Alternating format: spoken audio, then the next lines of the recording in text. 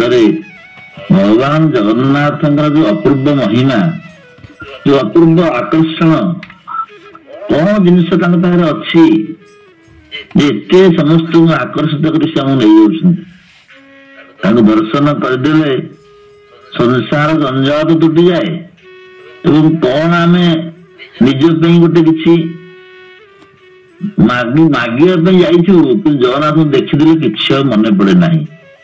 ତେଣୁ ଜଗନ୍ନାଥଙ୍କୁ କିଛି ଆମେ ମାଗିବା ନାହିଁ। ଜଣେ ଭକ୍ତ ସେୟା ଲେଖିଛନ୍ତି, ଜଗନ୍ନାଥ ମହାବାହୁକୁ ମେଲାଇ ବସିଛନ୍ତି ନୀଳାଚଳେ, ଡାକୁଛନ୍ତି ଯିଏ ଇଚ୍ଛୁଅଛ ଆସି ବସିଯାଅ ମୋର କୋଳେ। ଯେ ଇଚ୍ଛା କରୁଛ ମୋର କୋଳରେ ବସିଯାଅ। ସେ କହୁଛନ୍ତି, ସେ କବି କହୁଛନ୍ତି ଯେ ହାତ ମୋର ନାହିଁ ଦେବାକୁ ନେବାକୁ, ଗୋଡ ନାହିଁ ଚାଲିବାକୁ, ସ୍ତବ ସ୍ତୋତ୍ର କିଛି ନ ପଢ ମୋ ପାଶେ, କାନ ନାହିଁ ଶୁଣିବାକୁ। କେତେ ସୁନ୍ଦର କଥା ଯେ ହାତ ମୋର ନାହିଁ ଦେବାକୁ ନେବାକୁ, ହାତ ନାହିଁ ଅପାଣି ପାଦ କିନ୍ତୁ ଜଗନ ଗ୍ରହୀତା। ତ ଜଗନ୍ନାଥ କହୁଛନ୍ତି ମୋର ହାତ ନାହିଁ, ମତେ କିଛି ମାଗ ନାହିଁ, ଖାଲି ଆସ ମୋ ପାଖକୁ ଦର୍ଶନ କର, ଦେଖିକିରି ଖୁସି ହୁଅ। ଗୋଡ ନାହିଁ ଚାଲିବାକୁ, ମୋର ଗୋଡ ବି ନାହିଁ, ତଥାପି ଜଗନ୍ନାଥ ପହଣ୍ଡି କରନ୍ତି। ଜଗନ୍ନାଥର ହାତ ନାହିଁ, ସେ କିନ୍ତୁ ରାଶିଆ ନଡିଆ ନେଇଥିଲେ। ଜଗନ୍ନାଥର ଗୋଡ ନାହିଁ କିନ୍ତୁ ସେ ପହଣ୍ଡି ବିଜେ କରୁଛନ୍ତି। ଜଗନ୍ନାଥର କାନ ନାହିଁ, ସେ କିନ୍ତୁ ଭକ୍ତର ଡାକକୁ ପୂର୍ଣ୍ଣ ମାତ୍ରାରେ ଶୁଣୁଛନ୍ତି। ଏଇ ହଉଛନ୍ତି ବିଚିତ୍ର ଦେହ। ଭକ୍ତ ଲେଖୁଛନ୍ତି, ହାତ ମୋର ନାହିଁ ଦେବାକୁ ନେବାକୁ, ଗୋଡ ନାହିଁ ଚାଲିବାକୁ, ସ୍ତବ ସ୍ତୋତ୍ର କିଛି ନ ପଢ ମୋ ପାଶେ, କାନ ନାହିଁ ଶୁଣିବାକୁ। ଚିନ୍ତନଟା କେତେ ଗଭୀର। ଭଗବାନ ପରେ କଣ ଆମେ ସ୍ତୁତି କରିବା, କଣ ଆମେ ତାଙ୍କୁ ମାଗିବା? ସବୁର ଅଧିକାରୀ ଆମକୁ ବିନା ପଇସାରେ ଆମକୁ ହାତ ଗୋଡ ମୁଣ୍ଡ ଦେହ ବୁଦ୍ଧି ମନ ପ୍ରାଣ ଏ ଜୀବନ ଦେଇଛନ୍ତି। ଆମେ ତାଙ୍କୁ ସେ ବଦଳରେ କଣ ଦେଇଛୁ?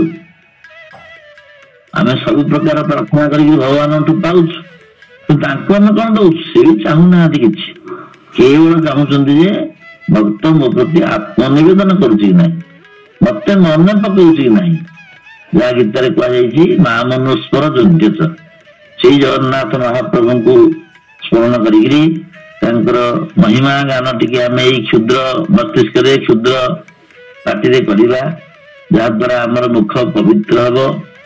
ଏବଂ ଯେମିତି ଗୋଟିଏ କଥା ମନେ ପଡିଯାଏ ବୋଲି ଟିକେ କହିଦଉଛି ଯେ ଆମେ ଜିହ୍ୱେ କୀର୍ତ୍ତୟ କେଶବଂ ଲଲିତଂ ଚେତୁ ଭଜ ଶ୍ରୀଧରମ୍। ଜିହ୍ୱା ପାଇଛେ ଭଗବାନଙ୍କ ଦିବ୍ୟ ନାମ କୀର୍ତ୍ତନ କରିବା, ମନ ପାଇଛେ ଭଗବାନଙ୍କୁ ଦିବ୍ୟ ରୂପକୁ ସ୍ମରଣ କରିବା, ନାମକୁ ସ୍ମରଣ କରିବା, ପାଦ ପାଇଛେ ତାଙ୍କର ମନ୍ଦିରକୁ ଟିକେ ଯିବା, ଆଖି ପାଇଛେ ତାଙ୍କ ଦିବ୍ୟ ରୂପକୁ ଟିକେ ଦେଖିବା, କର୍ଣ୍ଣ ପାଇଛେ ତାଙ୍କର ଆଉ କଥା ଟିକେ ଅମୃତ କଥା ଟିକେ ଶୁଣିବା।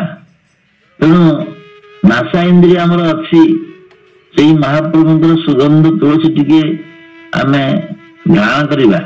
ତେଣୁ ଏଇ ଯୋଉ ହାତ ଗୋଡ କର୍ମ ଇନ୍ଦ୍ରିୟ 5 ଜ୍ଞାନେନ୍ଦ୍ରିୟ 5 ମନ ବୁଦ୍ଧି ଚିତ୍ତ ସବୁ ଦେଇଛନ୍ତି ଭଗବାନ ଆମକୁ, ୟା ଦ୍ଵାରା କୋଉ କାମ ଆମେ କରିବା କଥା ଶାସ୍ତ୍ରରେ ନିର୍ଦ୍ଦିଷ୍ଟ ହେଇଛି। ଜିହ୍ୱେ କୀର୍ତ୍ତୟ କେଶବଂ ଲଲିତଂ ଚେତୁ ଭଜ ଶ୍ରୀଧରମ୍ ପାଣି ଦ୍ୱନ୍ଦ ସମର୍ଚୟା ଅଚ୍ୟୁତ କଥାଂ ଶ୍ରୋତ୍ରଦ୍ୱୟଂ ଶୃଣୁ କୃଷ୍ଣଂ ଲୋକୟ ଲୋଚନ କୃଷ୍ଣଂ ଲୋକୟ ଲୋଚନ ଦ୍ୱୟ ହରେ ରକ୍ଷାଙ୍ଗିଂ ଅନୁକୁମାଳୟଂ ଦିଗ୍ଘ୍ରାଣ ମୁକୁନ୍ଦ ପାଦ ତୁଳସୀଂ ମୂର୍ଧନ୍ୟମାଦୋଚ୍ଛେଦଂ। ମୂର୍ଧା ମସ୍ତକ ଆମେ କାହିଁ ପାଇଛେ? ଏଇ ମସ୍ତକ ଯଦି ପ୍ରଭୁଙ୍କର ଚରଣରେ ଆନତ ନହେଲା ତାହେଲେ ମସ୍ତକ ମଧ୍ୟ ମୂଲ୍ୟହୀନ। ତେଣୁ ଯାହା ଯାହା ଭଗବାନ ଆମକୁ ଅଙ୍ଗ ପ୍ରତ୍ୟଙ୍ଗ ଦେଇଛନ୍ତି, ମନ ବୁଦ୍ଧି ଚିତ୍ତ ଦେଇଛନ୍ତି, ତାହା ଦ୍ୱାରା ଆମେ ସବୁ ଭଗବାନ କାମରେ କରୋମି ଯତ୍ ସକଳଂ ପରସ୍ମୈ ନାରାୟଣାୟେତି ସମର୍ପୟାମି। ଏଥିରେ ଜ୍ଞାନ କଣ? ଜ୍ଞାନ କି ଜ୍ଞାନ ଆମେ ଅର୍ଜନ କରିବା, କୋଉ ପାଇବା? ସେ ତ ସତ୍ୟଂ ଜ୍ଞାନଂ ଅନନ୍ତଂ ବ୍ରହ୍ମ, ସଚ୍ଚିଦାନନ୍ଦ ସ୍ୱରୂପ, ସତ୍ସ୍ୱରୂପ ଚିତ୍ସ୍ୱରୂପ ଆନନ୍ଦ ସ୍ୱରୂପ। ଆମେ କଣ ଜ୍ଞାନ ଅର୍ଜନ କରିବା? ଭଗବାନ ଯାହା ଦେଇଛନ୍ତି ତଦୀୟଂ ବସ୍ତୁ ଗୋବିନ୍ଦ ତୁଭ୍ୟଂ ଏବ ସମର୍ପ୍ୟତେ। ଆମେ आमे गत दिवस 3 नंबर श्लोक द्वितीय अध्याय 3 नंबर श्लोक जाइए जैमिनी महर्षि कही चली भगवान जगन्नाथ महिमा श्रीक्षेत्र महिमा ब्रह्मा जो समय परमेश्वर सचिदानंद दर्शन करुले एवं महाप्रभु को हर्ष विकसित लोचन स्तुति पाठ करुले से समय कौन से काक उदन्यार्थ बोली कहला पिपाशार्थ ही पहुंचीगला पहुंचला कौन तार है से कथा चतुर्थ श्लोक आलोचना करवा कारणोदक संपूर्ण तस्मिन् कुंडे ब्रह्मा चाहिए भगवान को स्तुति पाठ कर समय गोटे अद्भुत दृश्य ब्रह्मा देखिले तार आश्चर्य हो गले कौन कारणोदक संपूर्ण तस्मिन् कुंडे निमज्जतम विलोक्य तम नीलरत्न कांतिं कृपानिधिं तो कारणोदक संपूर्ण उदक माने जल कारणोदक कहीं कहला जहाँ कहते जे सृष्टि आरंभ जल ही थिला मनुस्मृति कथा कहुई अपएव ससर्जादु अपमान जल जल को ही भगवान प्रथम सृष्टि कले आम उपनिषद कोठी आकाश पूर्विका सृष्टि अच्छी कोठी तेज पूर्विका सृष्टि अच्छी माने तस्मात् बा ये तस्मात् आत्मनः आकाश संभूत एक कथा कह जाइछि एवं आउ कौन कहले गोटे आकाश पूर्विका सृष्टि तस्मात् बा ये तस्मात् आत्मनः आकाश संभूत आमर दैत्री उपनिषद अच्छी आ गोटे मध्य अच्छी तेज पूर्विका सृष्टि माने तब तेज ऐक्षत तेज को प्रथम सृष्टि कले ताने आकाश रु सृष्टि होला किछि मत तेज रु सृष्टि होला किछि मत आउ किछि मत मध्य अछि जल रु सृष्टि होला सब ठीक जल रु सृष्टि हेले भी ता पूर्व तेज सृष्टि हेइतला तेज सृष्टि हेले भी ता पूर्व आकाश सृष्टि हेइतला पांचटी महाभूत तो आकाश वायु अग्नि जल पृथ्वी जहाँ ना कहीं कारण किंतु मूल कारण से परमात्मा जगन्नाथ तो जो कारण कहर कारण है सृष्टि पूर्व गोटे प्रलय होता मार्कंडेय भासी जाऊे एवं बटपत्र शयन कर बाल गोपाल दर्शन कले तो जल जलार्णव होता से समय सब कारण कारण उदक बोली कहते जो सब जलार्णव हो जाए से उदक व जल को कारण उदक बोली कहुए जो कारण सृष्टि होता है से कारण ही लीन हो जाए तो उदक जल बोली कहला से कारण जल संपूर्ण जो कुंड रोहिणी कुंड ही जल अच्छी से जल कारण उदक से उत्पन्न होती समग्र ब्रह्मांड बोली वर्णना कराला से कुंडरे निमज्य काक से बुड़ीगला बुड़ीगले मरीगलानी निमज्य कहले कौन कि माने बुड़ीबा माने मन खुशी रे आ निमज्ज को दक्षिण भारत में निमज्जन बोली कहते आम स्नान बोली कहूचे से स्नान खाली कहते आम जाइलु बहुत दिन तले 20 वर्ष तले गोदावरी स्नान कलु ए कृष्णा नदी में गले निमज्जन निमज्जन माने निमज्जन माने पूरा मुंड बड़ी गाधेवाटा है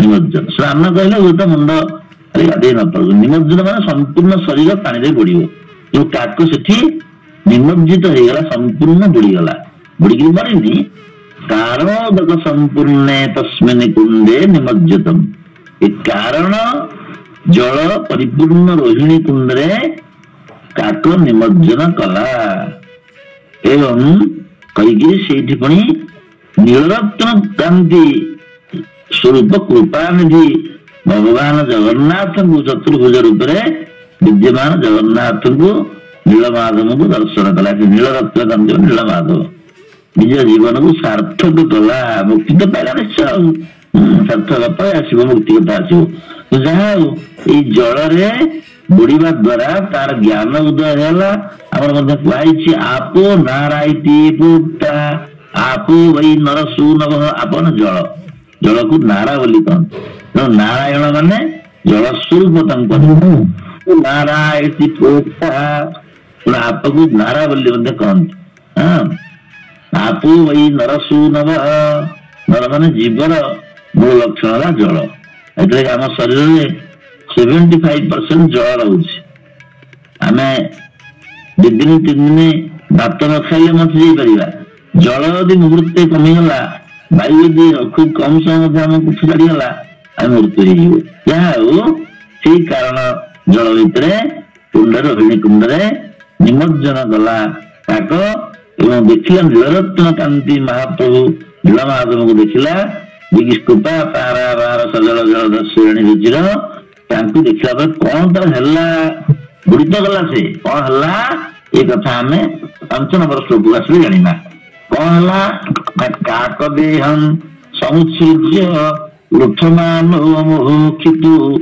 शंख चक्र गदा पाणी तस्य परस्वे व्यवस्थित जो क्षण से निमज्जन कला काक रोहिणी कुंड से क्षण से भगवान दिव्य रूप को दर्शन कला जमी अपूर्व पानी भितर बुड़ीगला से पानी भितर ही भगवान श्रीकृष्ण को देखिले काक गोटे जहाँ कह अपिचेत सुदूराचार भजते मां अनन्य भाग साधुरे समन्तव्य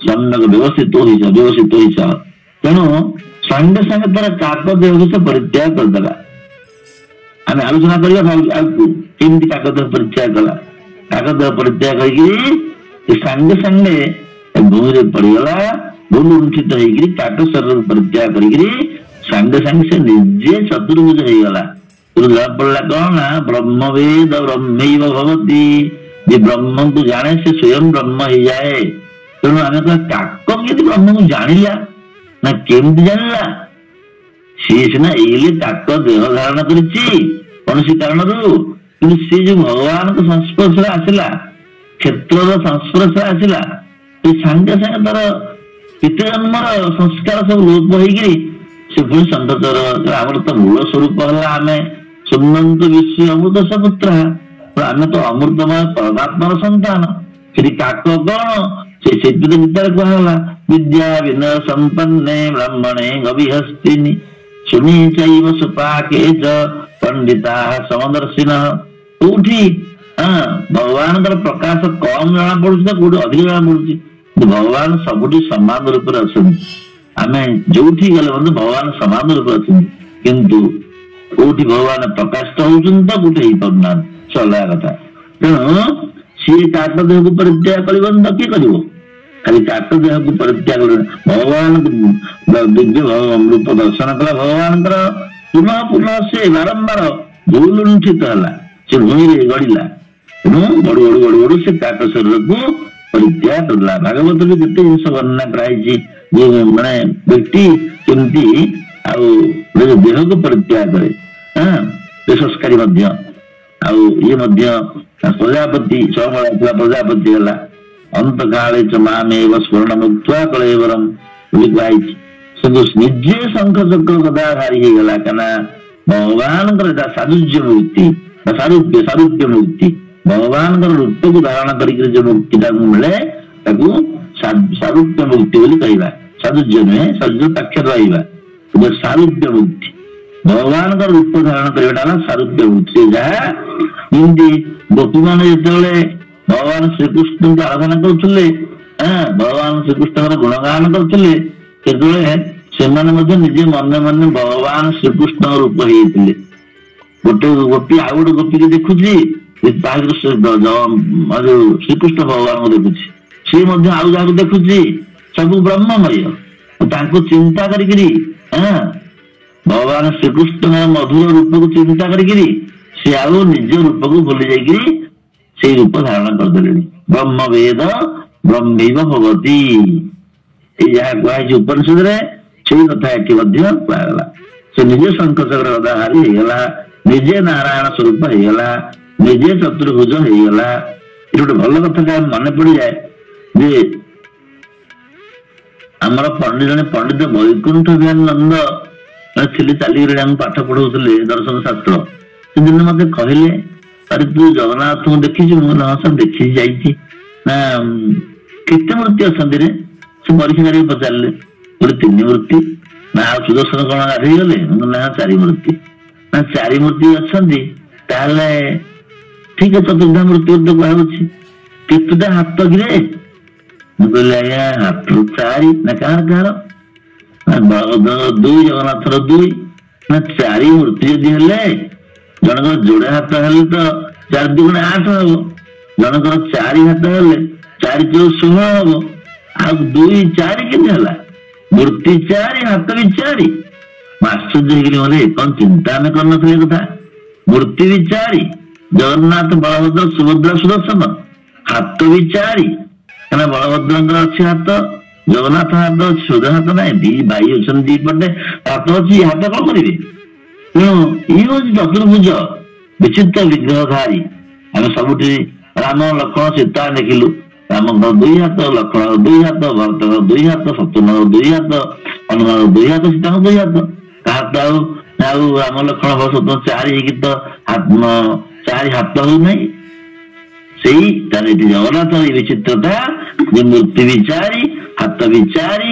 ଚୌବର୍ଗ ଯାହାର ଚରଣେ ପରିଚାର, ଚଞ୍ଚଳା ଯାର ଆଜ୍ଞାକାରୀ। ଏଇ 4 ହାତରେ ସବୁ ଚତୁର୍ବର୍ଗ ପ୍ରଦାନ କରନ୍ତି। ଚୌବର୍ଗ ଯାହାର ଲେଖିଛନ୍ତି ଦିନକୃଷ୍ଟ ଆର୍ଥକାନ 34 ଚୌବର୍ଗ ଯାହାର ଚରଣେ ପରିଚାର।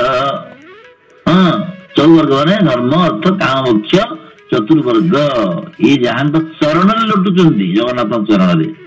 ସେଠି ସେଇ ଶଙ୍ଖ ଚକ୍ର ଗଦା ପାଣି ହେଇଗଲେ କାକ ହେଇକିରି ଦିବ୍ୟ ବିଗ୍ରହ ଧାରଣ କଲା କାକ ପ୍ରଭୁଙ୍କର ପାର୍ଶ୍ୱ ଦେଶରେ ସେ ରହିଲା।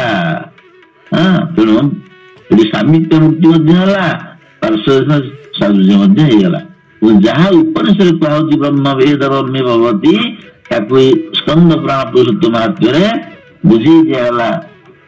ସୁନ୍ଦର ଭାବରେ ବୁଝେଇ ଦିଆଗଲା। ଯାହା ତ ସବୁ ବେଦ ଉପନିଷଦ ନା, ବେଦ ଉପନିଷଦ ସଂଗୀତରେ ବି ସାହା କିଛି ଆସିବ।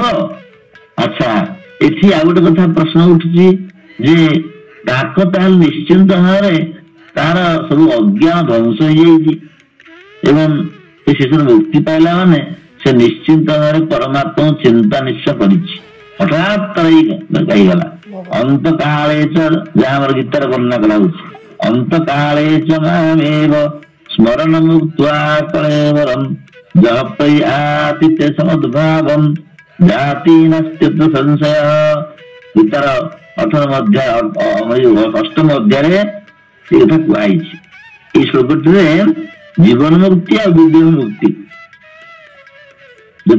କହୁଛି। ଅନ୍ତକାଳେ ଚ ମାମେବ ସ୍ମରଣ ମୁକ୍ତ୍ୱା କଳେବରମ୍।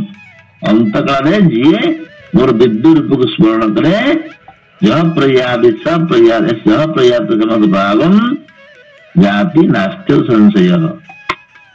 ଯିଏ ଦେହ ତ୍ୟାଗ କରେ ସେ ମଦଭାବକୁ ପ୍ରାପ୍ତ ହୁଏ, ସଚ୍ଚିଦାନନ୍ଦ ସ୍ୱରୂପ ପ୍ରାପ୍ତ ହୁଏ, ସଂଶୟ ନାହିଁ।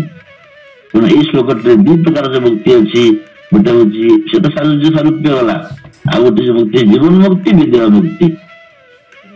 ଜ୍ଞାନ ହେଇଗଲା ପରେ, ଦିବ୍ୟ ଜ୍ଞାନ ହେଇଗଲା ପରେ ଯଦି ଆମର ଆଉ ସଂସାର ରହିବାକୁ ଆମର କିଛି କର୍ତ୍ତବ୍ୟ ବାକି ନାହିଁ, ତାହେଲେ ମୃତ୍ୟୁ ପରେ ଆମକୁ ବିଦେହ ମୁକ୍ତି ମିଳିବ। ମୃତ୍ୟୁ ପୂର୍ବରୁ କିନ୍ତୁ ଆମେ ଯଦି ଜ୍ଞାନ ଲାଭ ହେଇଗଲା, ତାହେଲେ ମୃତ୍ୟୁ ପୂର୍ବରୁ ଆମେ ବିଦେହ ମୁକ୍ତି ନ ପାଇଲେ ବି ଜୀବନ ମୁକ୍ତି ପାଇବୁ। ଜୀବନ ମୁକ୍ତି ଅବସ୍ଥାଟା ଗୋଟେ କମ କଥା ନୁହଁ। ଯେ ସ୍ଥିତପ୍ରଜ୍ଞ ସେହି ଜୀବନ ମୁକ୍ତ, ଯିଏ ସବୁବେଳେ ତଲ୍ଲୀନ ହେଇକି ରହନ୍ତି ଈଶ୍ୱର ଠାରେ, ସେଇ ମଧ୍ୟ ଜୀବନ ମୁକ୍ତ। ତେଣୁ ଏଇଭଳି ଜୀବନ ମୁକ୍ତ ହେଇଗଲା ଆମର ଏକାଥରେ ହେଇଗଲା ଜୀବନ ମୁକ୍ତି, ବିଦେହ ମୁକ୍ତି, ଉଭୟ ମୁକ୍ତି ସେ ପାଇଗଲେ। କାକ ଦେହଂ ସମୁତ୍ସୃଜ୍ୟ ଉଠମାନ ମୋହିତ ଶଙ୍ଖ ଚକ୍ର ଗଦା ପାଣି ତସ୍ୟ ପାର୍ଶ୍ୱେ ବ୍ୟବସ୍ଥିତ। ଏଠି କହୁଛନ୍ତି ଯେ ଅନ୍ତକାଳେ ଚ ମାମେବ, ଯାହା ଗୀତାରେ କହିଲେ ଜୀବନ ମୁକ୍ତି, ବିଦେହ ମୁକ୍ତି, ଉଭୟ ମୁକ୍ତିର କଥା ଏଠି ବର୍ଣ୍ଣିତ ହେଇଛି। ପୁଣି ମଧ୍ୟ ସେଇ କଥା ଗୀତାରେ ବି କୁହାଯାଉଛି, ଜଂ ଜଂ ବା ବିସ୍ମରଣ ଭାବଂ ତେଜତ୍ୟନ୍ତେ କଳେବରମ୍ ତଂ ତଂ ଏବେତି କୌନ୍ତେୟ ସଦା ସଦ୍ଭାବ ଭାବିତଃ। ଏ କାକ ପ୍ରସଙ୍ଗ ପଢିଲାଠୁ କଥା ଆସିଲା जो जो भाव को स्मरण करी कौन सी व्यक्ति बा प्राणी शेष कलयुगर को परित्याग करे से स्वरूप को प्राप्त हुए। तद्भाव भावित बोली कह जाए। तद्भाव ने भगवत भाव भावित माने विशेष माने भगवत भाव जो दीक्षित होगा तद्भाव भावित बोली कह जाए। सदा तद्भाव भावित सद्भाव भावित तो यही कथा कहगला एठी आउ जहाँकि आम काक दे हम समुत्सर्ज काक देह केमती परित्याग करले बाबा चैतन्य चंद्र लिखिं कारण जले परिपूर्ण रोहिणी कुंडे निमज्जिण दक्षिण नील माधवंकु छाड़िला तनकु जो मुहूर्त से नीलमाधव देखिला से मुहूर्त तार भक्ति होगा। जहाँ पड़ा भगवान करुणा तार महिमा केते पुरुषोत्तम क्षेत्र महिमा अन्य क्षेत्र गले सांगे सांगे मुक्ति मिले कि नहीं सन्देह यही क्षेत्र में सांगे सांगे मुक्ति मिले बोली प्रमाण छंद प्रणाम दौरान। आम जो कारणोदक कथा आलोचना करें गोटे कथा मन पड़गला आम जो सका उठिकी गाधेकरी संध्या करूँ से सन्नो देवी रभिष्टय आपो भवन्तु पीतये आत्मा जल जल मो आनंदमय हेउ आपोहिष्टा मयूहुव तान कही पानी सिंचु आम जल समस्त वस्तुर कारण से कथाटी कहगला। जहाँ से कहते दक्षिण नील माधवंकु छाड़िला तनकु तक्षणे होई चारि भुज शंख चक्र गदा पानी कथा आसला पंचम श्लोक से कथा लिखि जगन्नाथ भागवत तक्षणे होई चारि भुज कोटि आदित्य जीणी तेज आम तो जगन्नाथ को आम अच्छा देखुना कहीं देखिले आम आखि खुशी हो आखि फुटी सहस्र सूर्य किरण भली तेणु कोटि आदित्य जीणी तेज हस्ते शोभित गदावर यवा देवा पटांतर आवर शंख चक्र पद्म दिष्टि एक ब्रह्म मान ब्रह्म बड़ी दुष्चंद्य हेमंत दिव्य रूप होई विष्णु समीपे विराजई यही बड़ी दिव्य रूप धारण करी काक विष्णुंर निकट कहला तस्य पार्श्वे व्यवस्थित विष्णुंर अति निकट से स्थान पाइला काक देहं समुत्सृज्य लुठमानो मुहुक्षितु शंख चक्र गदा पाणी तस्य पार्श्वे व्यवस्थित काक देह थिबा पर्यंत से भगवान का निकट तो हो पार नथिला। जो मुहूर्त काक देह को परित्याग कला से मुहूर्त से शंख चक्र गदा पाणी चतुर्भुज भगवान का निकट है। आम जमी जोता को काढ़ीदे भगवान पाक जीव जगन्नाथ मंदिर जीव जोता नहीं जापरनी सेमती आमर जो देह मन इंद्रिय इत्यादि उपाधि अच्छी से उपाधि को परित्याग कले ही आम चैतन्य स्वरूप भगवान पाखे आश्रय नबू।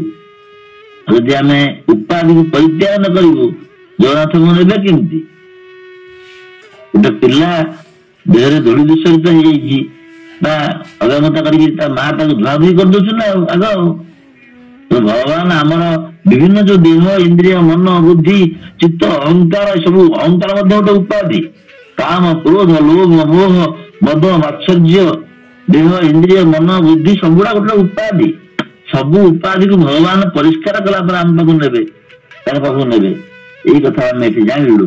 तेणु शंख चक्र गदा पाणी चतुर्भुज धारण कले काक पंचम श्लोक वर्णना कराला।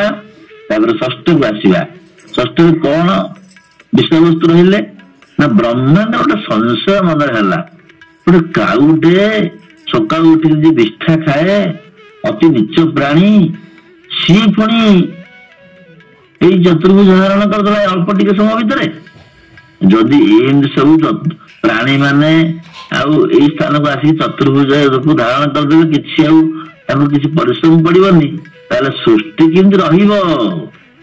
ସମସ୍ତେ ଏମିତି ମୁକ୍ତି ପାଇଯିବେ, ସୃଷ୍ଟି କେମିତି ରହିବ? ଏଇ ଚିନ୍ତାରେ ମଗ୍ନ ହେଲେ ବ୍ରହ୍ମା, ସୃଷ୍ଟିକର୍ତ୍ତା ବ୍ରହ୍ମା। ସୃଷ୍ଟି କ୍ଷୀଣ ହବ ଇଏ କି ଆଉ? ସମସ୍ତେ ଯେମିତି ଥରେ କୁହାଯାଉଛି ଯେ କେତେକ ଦୟାଳୁ ବ୍ୟକ୍ତି କହୁଛନ୍ତି ଯେ ଡାଇବେଟିସ୍ ଭଲ କରିବା ପାଇଁ କିଛି ଔଷଧ ଦରକାର ନାହିଁ, ଏଇ କାମ କଲେ ହେଇଯିବ। ଭେଣ୍ଡି କାଟିକିରି ଆଉ ତାକୁ ଖାଲି ପାଣିରେ ପକେଇଦବ, ସେ ପାଣି ପିଇଲେ ଭଲ ହେଇପାରେ। କିଏ କହୁଛନ୍ତି ହେଇପାରେ, ଯଦି ଏମିତି ହେଇଯିବ ଡାକ୍ତର ମାନଙ୍କର ଅକଲ ଗୁଡୁ ହେଇଯିବ। କାରଣ ସେମାନେ ଆଉ ଡାଇବେଟିସ୍ ଦେଖିକି ତ ଔଷଧ ପାଉଥିଲେ, ପଇସା କେମିତି ପାଇବେ? ତେଣୁ ବ୍ରହ୍ମା ମଧ୍ୟ ଦେଖିଲେ ଯେ ଗୋଟେ ଅତି ନିଚ ପ୍ରାଣୀ କାଉ, ସିଏ ରୋହିଣୀ କୁଣ୍ଡରେ ବୁଡିଗଲା, ବୁଡି ଯାଇକିରି ଆଉ ଚତୁର୍ଭୁଜ ରୂପ ଧାରଣ କରିଦେଲା। ଯୋଉମାନେ ସାଧାରଣ ଟିକେ ବିଜ୍ଞ ବ୍ୟକ୍ତି ତାଙ୍କର ତ ଅବସ୍ଥା ଆହୁରି ସୁନ୍ଦର ଭାବେ ହେଇଯିବ, ତେଣୁ ବିନା ପରିଶ୍ରମରେ ମୁକ୍ତି ପାଇଯିବେ। ତାହେଲେ ଏଇ ଯୋଉ ସୃଷ୍ଟି ରହିବ କେମିତି? ମୁଁ ସୃଷ୍ଟିକର୍ତ୍ତା ବ୍ରହ୍ମା ରୂପରେ ସୃଷ୍ଟି କରିବି, ସୃଷ୍ଟି ନ ରହିବ ତାହେଲେ ଅସୁବିଧା ହେଇଯିବ। ବ୍ରହ୍ମା ଏ ସଂଶୟରେ ଆଚ୍ଛନ୍ନ ହେଲେ। ବ୍ରହ୍ମା ଏଇ କଥା ଜୈମିନୀ ମହର୍ଷି କହୁଛନ୍ତି, ଚାଲିଛି କଥା। ଜୈମିନୀ ମହର୍ଷି କହୁଛନ୍ତି ସନକାଦି ଋଷିଗଣଙ୍କୁ, ତିରଶ୍ଚତାଂ ଗତିଂ ଦୃଷ୍ଟ୍ୱା ଯୋଗୀନ୍ଦ୍ରାଣାଂ ସୁଦୁର୍ଲଭାମ୍ ନୟନେଷୁ ମୁନୟଃ ସୃଷ୍ଟି କ୍ରମାତ୍ କ୍ଷୀଣା ଭବିଷ୍ୟତି। ଏ ସୌନକାଦି ଋଷିଗଣ ଯୋଗୀ ମୁନି ମାନେ ବହୁ ବର୍ଷ ଧରି ତପସ୍ୟା କଲା ପରେ ଯୋଉ ମୁକ୍ତି ମିଳେ ବା ନ ମିଳିପାରେ ମଧ୍ୟ, କି ଗୋଟେ ସାଧାରଣ ବିଷ୍ଠା ଖାଉଥିବା ଅତି ନିଚ ପ୍ରାଣୀ କାକପକ୍ଷୀ ତାର ଏଭଳି ଅବସ୍ଥା ହେଇଗଲା, ଦିବ୍ୟ ରୂପ ଧାରଣ କରିଦେଲା, ସେ ଚତୁର୍ଭୁଜ ଧାରଣ କରିଦେଲା। ଆଉ ତାର ସୃଷ୍ଟି ଏମିତି କ୍ଷୀଣ ହେଇଯିବ, ସେ ସବୁ ପାଣି ମାନେ ଆସିକି ରୋହିଣୀ ଗାଧେଇବେ, ବା ତାର ତ ସୃଷ୍ଟି କ୍ଷୀଣ ହେଇଯିବ। ଆଉ ସୃଷ୍ଟି କ୍ଷୀଣ ହେଲେ ସୃଷ୍ଟି ରହିଲେ ସିନା କିଛି ହବ ଲୀଳା। ଏ ଭାବିକି ସେ ଅତ୍ୟନ୍ତ ଆଶ୍ଚର୍ଯ୍ୟାନ୍ୱିତ ହେଇଗଲେ। ଦେଖି ବିସ୍ମୟ ବେଦପତି କାକଲ ଭିଲା ଦିବ୍ୟ ଗତି। କାକ ଦିବ୍ୟ ଗତି ଲାଭ କଲା, ମୁକ୍ତି। ବିସ୍ମୟ ହେଇଗଲେ, ବିସ୍ମୟରେ ଅଭିଭୂତ ହେଇଗଲେ ବ୍ରହ୍ମା। ଦେବଦୁର୍ଲଭ ଯେଉଁ ମୁକ୍ତି ଯୋଗୀ ଯାହା ନ ପାଆନ୍ତି। ଯୋଉ ମୁକ୍ତି ଦେବତାଙ୍କ ପାଇଁ ଦୁର୍ଲଭ, ସୁଦୁର୍ଲଭ, ଖାଲି ଦୁର୍ଲଭ ନୁହେଁ, ଯୋଗୀ ମଧ୍ୟ ସେମାନେ ଯାହାକୁ ଏତେ ଧ୍ୟାନସ୍ଥ ହେଇକି ପାଆନ୍ତି ନାହିଁ, ଯୋଗାରୁଢ ଅବସ୍ଥା ବି ପାଆନ୍ତି ନାହିଁ, ପାଆନ୍ତି ବହୁ କଷ୍ଟରେ। ତାହା ଲଭିଲା ଅନାୟାସ, ସେଇ ମୂର୍ତ୍ତିକୁ ଖୁବ୍ ସହଜ ଉପାୟରେ କାକ ପାଇଗଲା।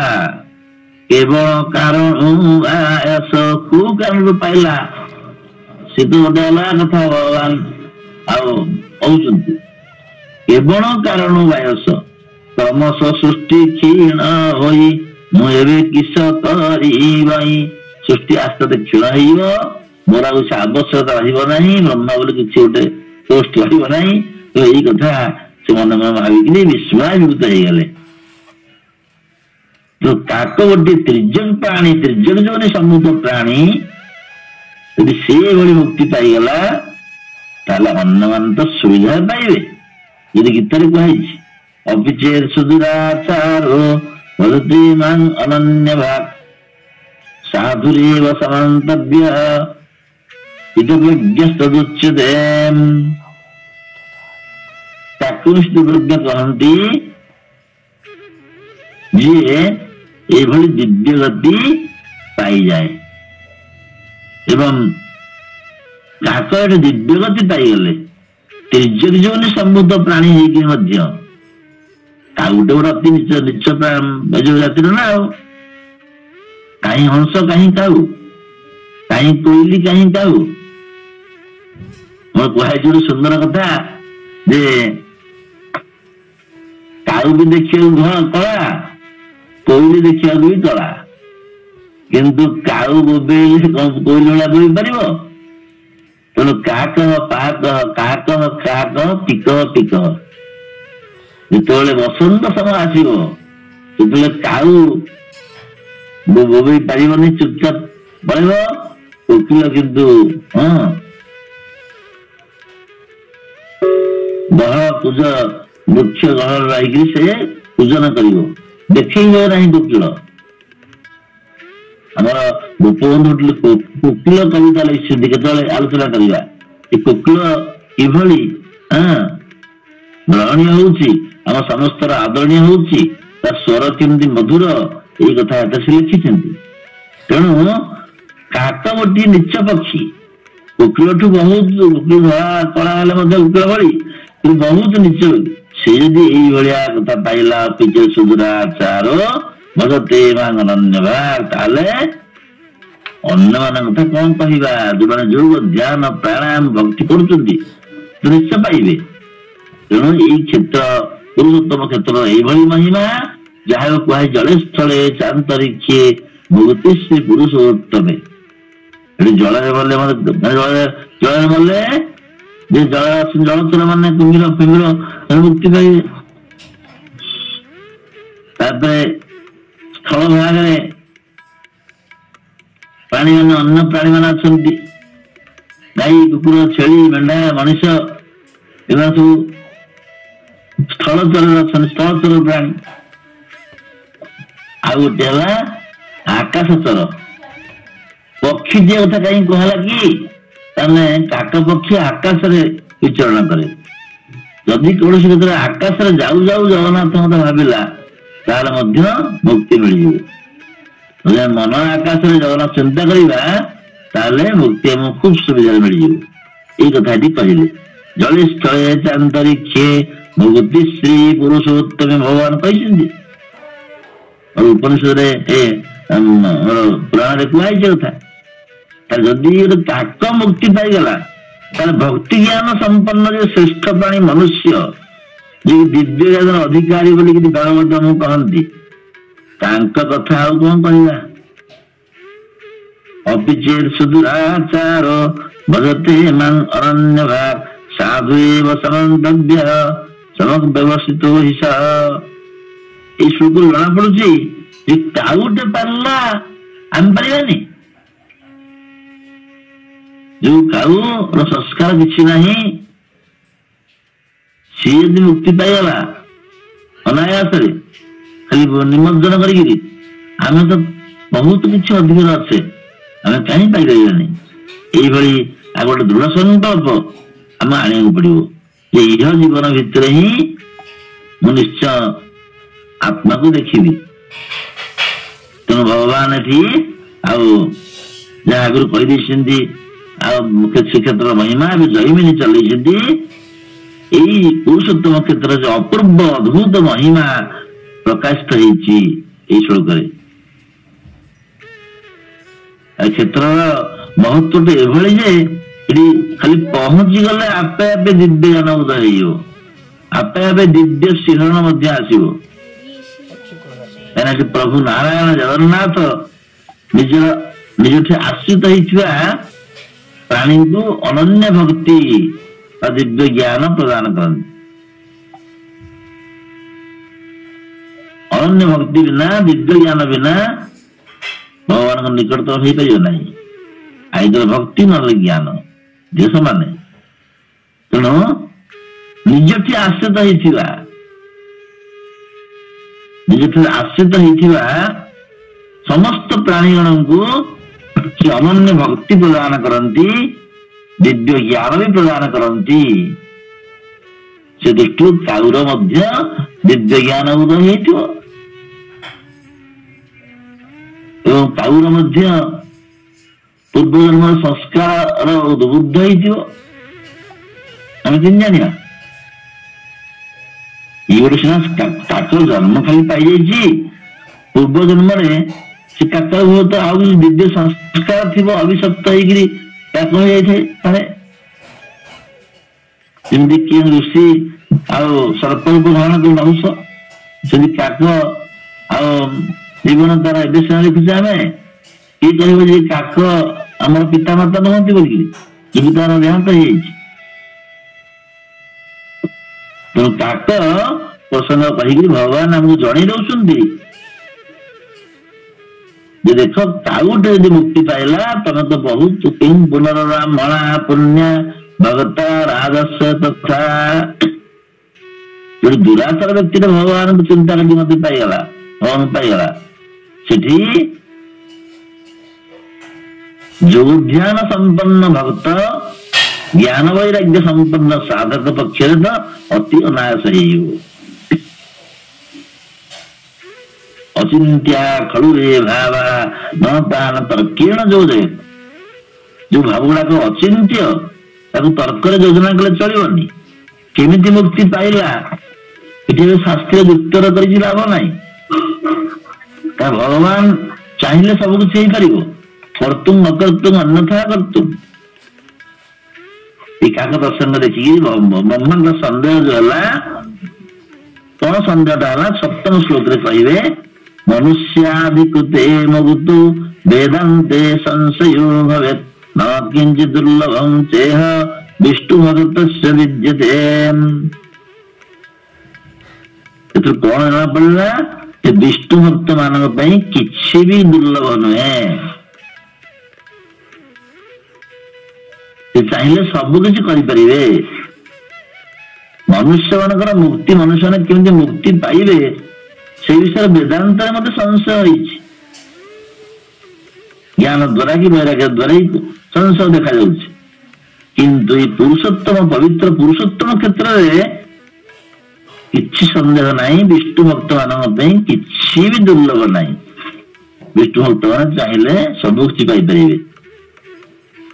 मुक्ति संशयटा कौन मुक्ति विषय संशय कथा जो कहले कौन संशय हवा कथा ना तत्व ज्ञान हेले मुक्ति मिल ना भक्ति मुक्ति मिल संशय मन में पाए किंतु तार उत्तर गीतारी भगवान देशिन भक्तियामान अभिजानाति जावान जश्चास्मि तत्त्वतः ततो मां तत्त्वतो ज्ञात्वा विशते तदनन्तरम् भक्ति द्वारा मते जानिम मो किभଳି मो रूप गुणगान करिब तापरे मते तत्त्वतः भल भाव परमार्थ रूप को जानिकरी विशते तदनन्तरम् मोर भितर प्रवेश करियो।